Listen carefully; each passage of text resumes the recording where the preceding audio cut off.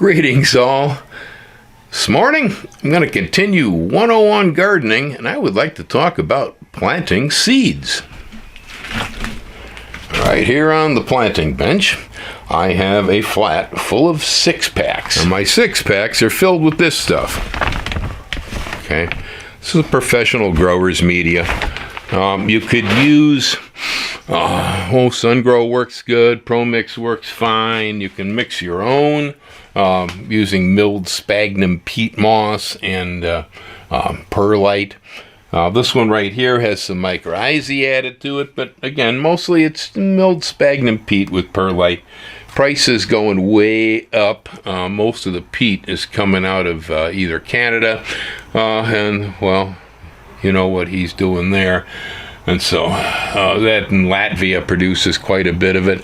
Anyhow, there's a 30% increase in the use of this stuff just recently. And so the price is beginning to soar. What I paid $60 for recently is now 90-something. Anyhow, there we go. Now I have 6-packs here. Now I'm using 6-packs because I'm going to plant a relatively small seed. This is Echinacea. I have problems with storing seeds here. I highly recommend, no matter where you are, you use glass. Yeah, it doesn't allow moisture through, okay? And then inside the glass, use silicon dioxide. And then I also suggest here in Hawaii that you take that and you put it inside the refrigerator. Keep it cold, because warm seed around here stored in humid conditions, either in plastic or paper, it has a very short lifespan. Yeah, you want to keep your seed for a while. You best put it into glass and use dry out with it. Keeping it cold doesn't hurt. Now, most seed packages that I've run across are made out of paper, and most of the paper ones, if you take them and you put a crease right here in the bottom of the package, that allows us to use the package as a seed dispenser. If you just gently tap on the package, the seeds will roll down, and you'll get just one or two if you hold the package just right. All right, there we go. Seed evenly distributed. Again, that was Echinacea seed. Put this back in its storage jar here. All right.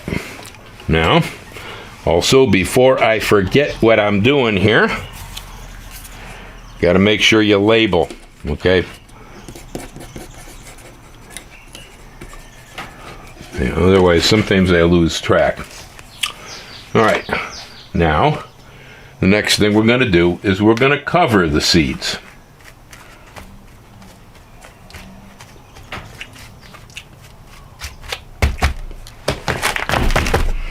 All right, there we go. Now, the next step, I'm going to have to put some water in the flat.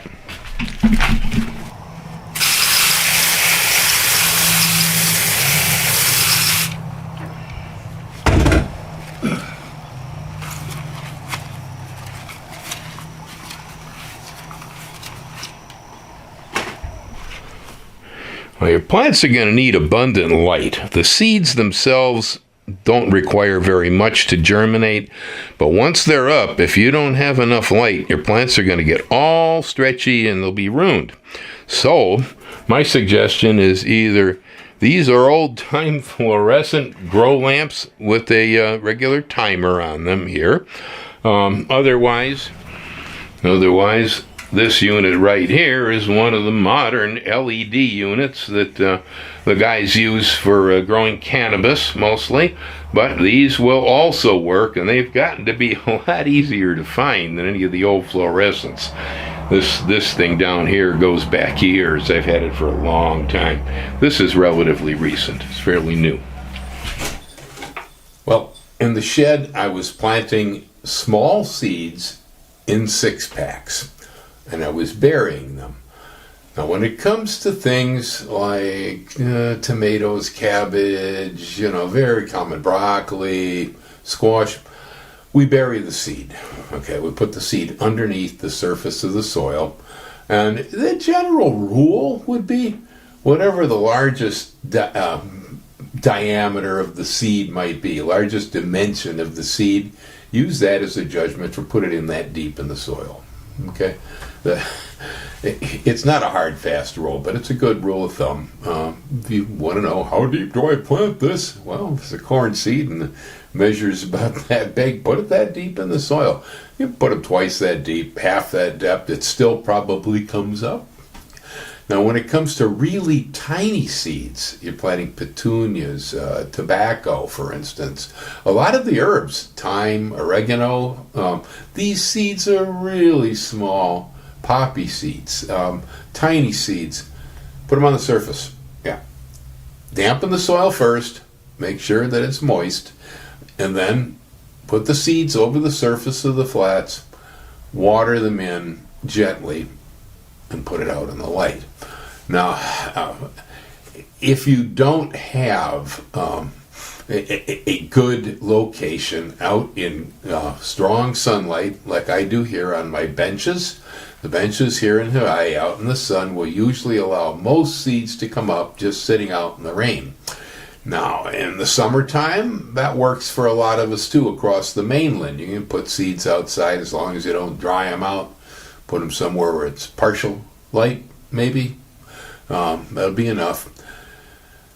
Otherwise, you will need to have artificial lights or some sort of a structure. So the greenhouses, hoop houses are used to start seeds in. You're in the upper Midwest and you want to start pepper and tomato seeds on time, you're going to need something like that. Yeah, because if you start them the day the frost comes out, you're never going to get a crop. Yeah, so you want to make sure that you have the proper illumination. This is really important. People fail all the time trying to start tomato seeds on the windowsill, but there's not enough light where they're at, and the poor things get all stretchy and they fall over, and then people will ask me, what do I do when my seedlings are stretched? Well, good luck. Usually I dump them and start over. And that's usually what happens here.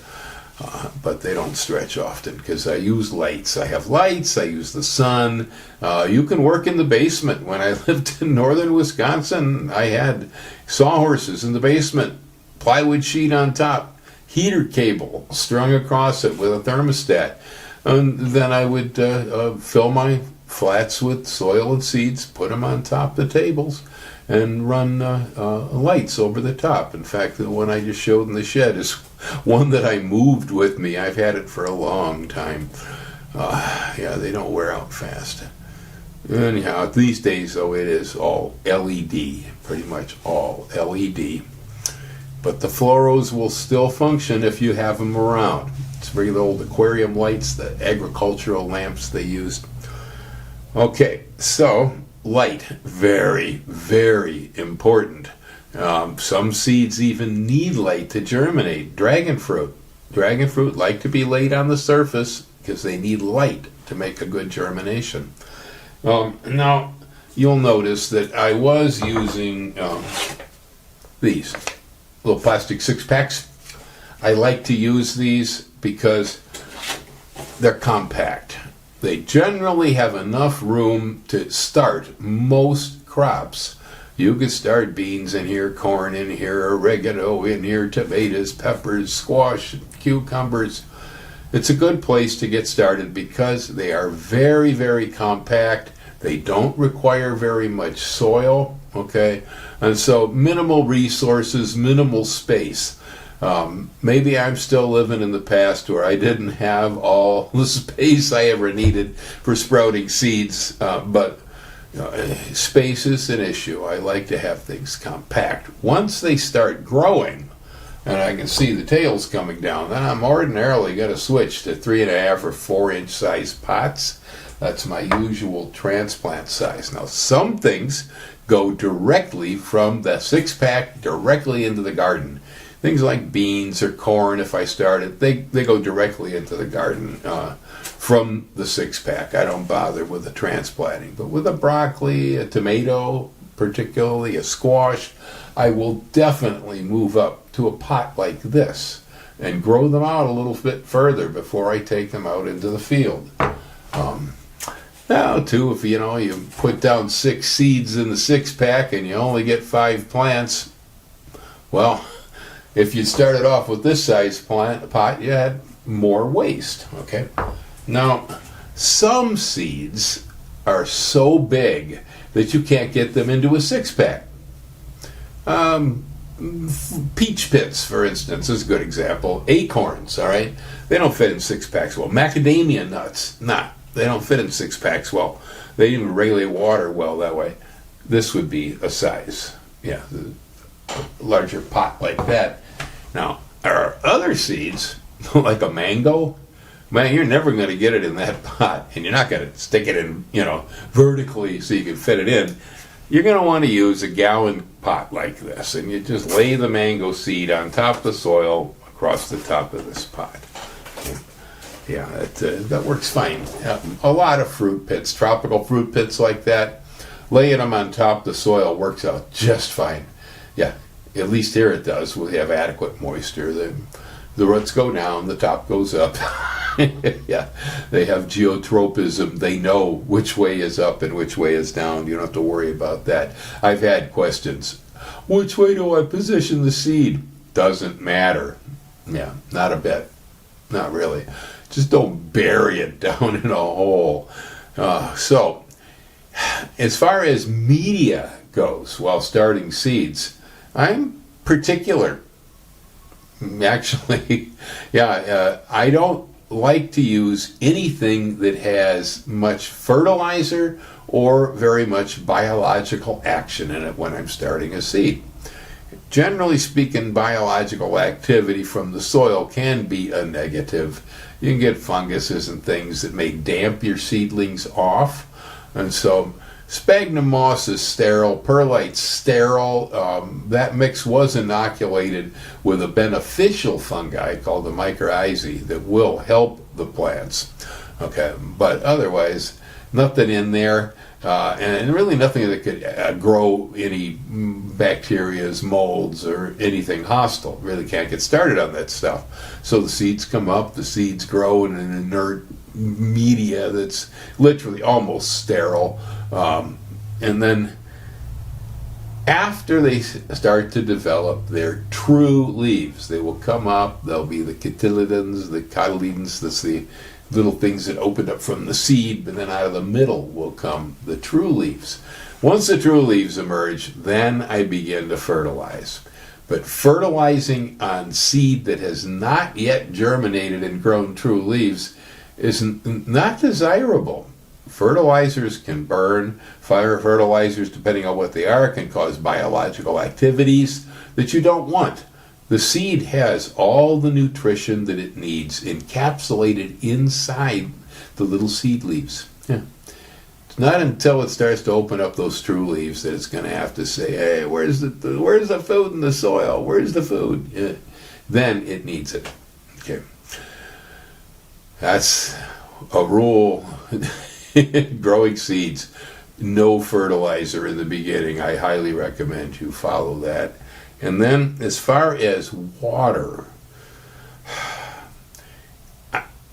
in general, when there is failure in the garden, failure with seeds, failure with pruning, failure with anything really, most of the time, over 80%, the gardener did it. Yeah, it was the gardener's fault. And you induced something into the situation. You put something into that equation that you really shouldn't have installed there, and because of it, your plants suffered. Yeah.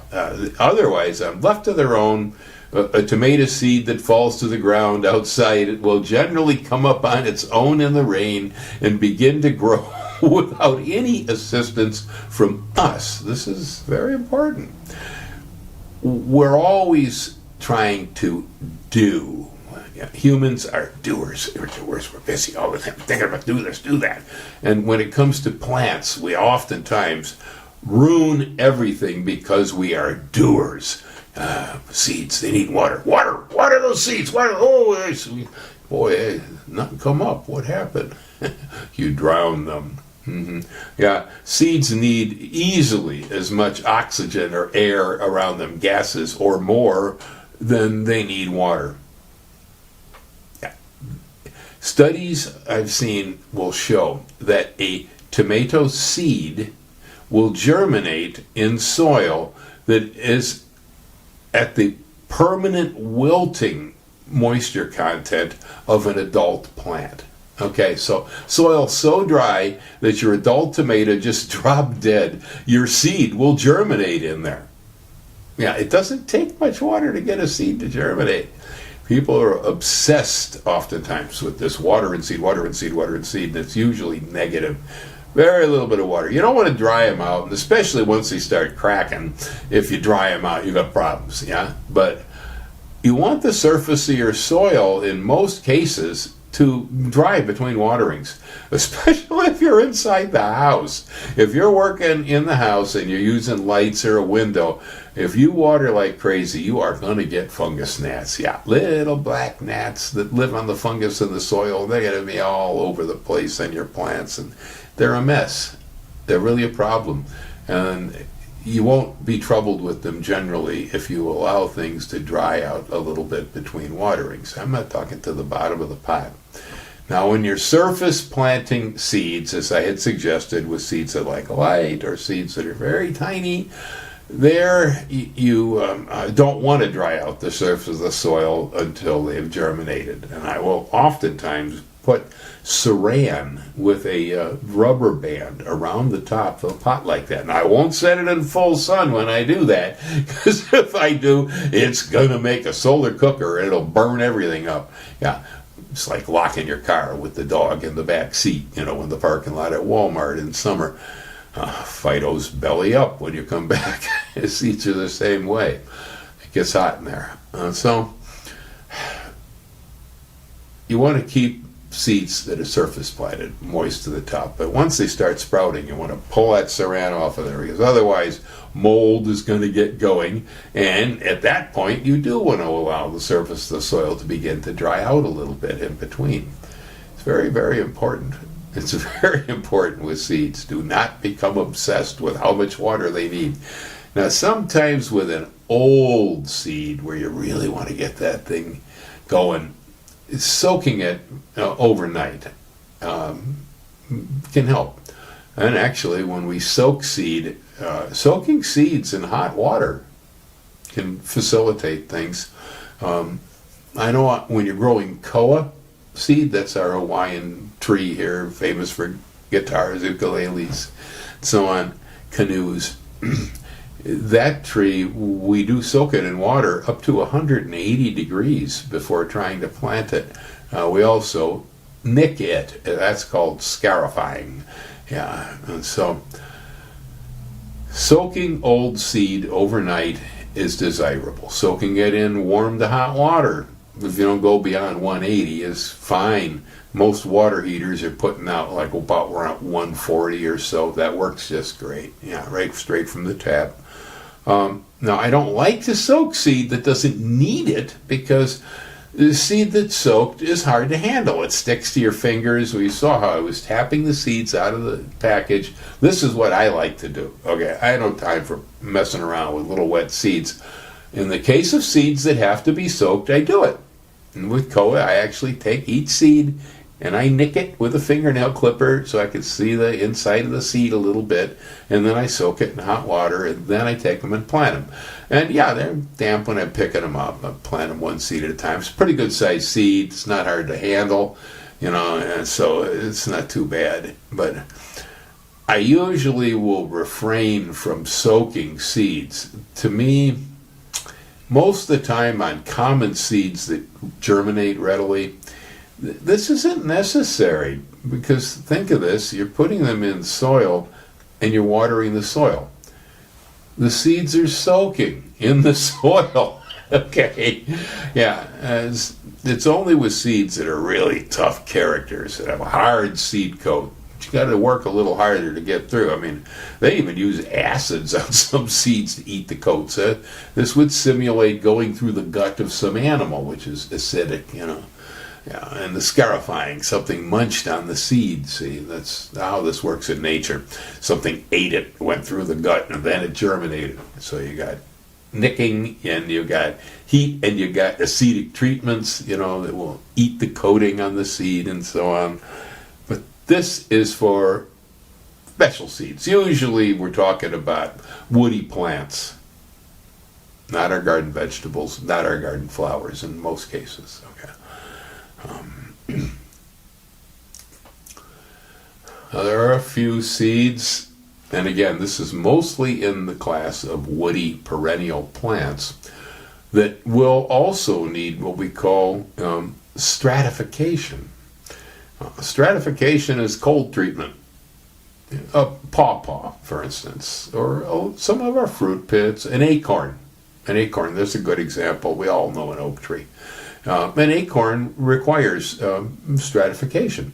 They fall down from the oak, they lay in the leaves underneath the tree, and then winter sets in. Winter chills the seeds while they're wet. They're laying in a wet leaf mulch around the soil down there, so the seed has become wet, but it gets cold. And it's the cold that triggers a little clock inside the seed that says, oh, it's warming up. And as the cold begins to pass, the seed knows it's spring, it's been wet all winter and cold all winter, ready to germinate, but waiting for a certain temperature. Yes, and then they begin to sprout.